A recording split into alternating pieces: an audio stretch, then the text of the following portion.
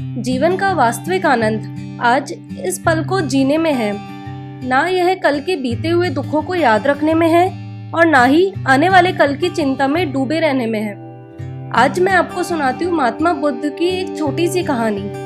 एक बार भगवान बुद्ध एक गांव में उपदेश दे रहे थे। उन्होंने कहा कि हर किसी को धरती माता की तरह सहनशील और क्षमाशील होना चाहिए। क्रोध ऐसी आग है जिसमें क्रोध करने वाला दूसरों को भी जलाएगा और खुद भी जल जाएगा।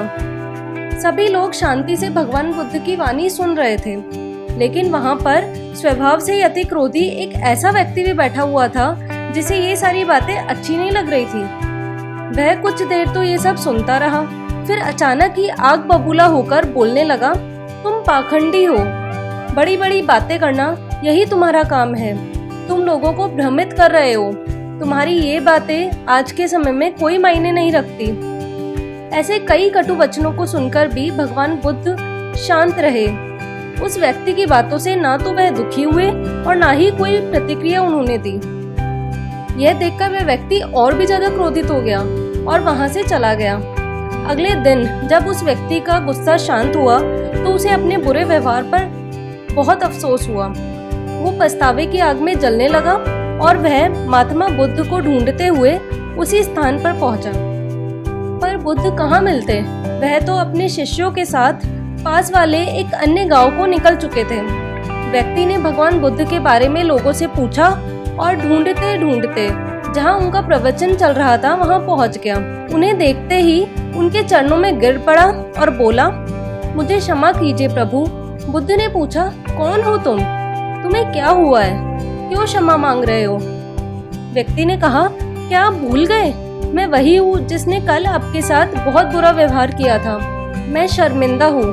मैं मेरे दुष्ट आचरण की क्षमा याचना करने यहाँ आया हूँ। भगवान बुद्ध मुस्कुराए और उन्होंने प्रेम पूर्वक कहा, बीता हुआ कल तो मैं वहीं छोड़कर आ गया और तुम अभी भी वहीं अटके हुए हो। तुम्हें अपनी गलती का एहसास हो गया है। तुमने पश्चाताप कर लिया है। तुम निर्मल हो चुके हो।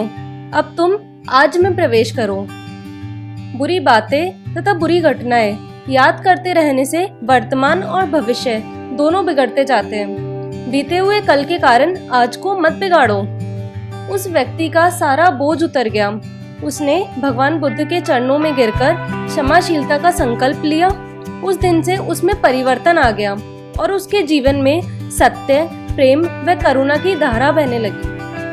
दोस्तों, बहुत बार ऐसा होता है कि हम पुराने दुखों को, घटनाओं को मन में लेकर जीते रहते हैं। हम उनसे हर रोज दुखी होते हैं और किस्मत को और खुद को कोसते रहते हैं। बहुत बार ऐसा भी होता है कि हम आने वाले कल की चिंता में डूबे रहते हैं और उसी के बारे में दिन रात सोचते रहते हैं। ये सब सोचते सोचते हम अपने आज को जीना भूलते जा रहे हैं। हमें पुराने दुखों को, पुरानी घटनाओं को अपने मन से निकालना होगा। खुद को और उन सारे लोगों को जो इनसे जुड़े थे उन सबको माफ करके, और जिनसे माफी मांगना संभव हो उन सभी से माफी मांगकर आगे बढ़ना होगा। हमें अपनी आने वाली कल की चिंता को भी अपने दिमाग से निकालना होगा।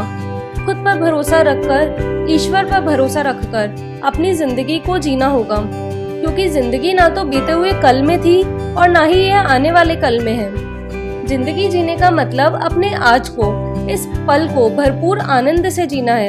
अगर इस बात को हम समझ पाए तो हमारी सारी चिंताएं हमेशा के लिए नष्ट हो जाएंगी और हम दिल खोलकर अपनी जिंदगी को जी पाएंगे, उसका आनंद ले पाएंगे। तो ये थी आज की कहानी। मिलते हैं आपसे नेक्स्ट वीडियो में एक नई कहानी के साथ। Thank you.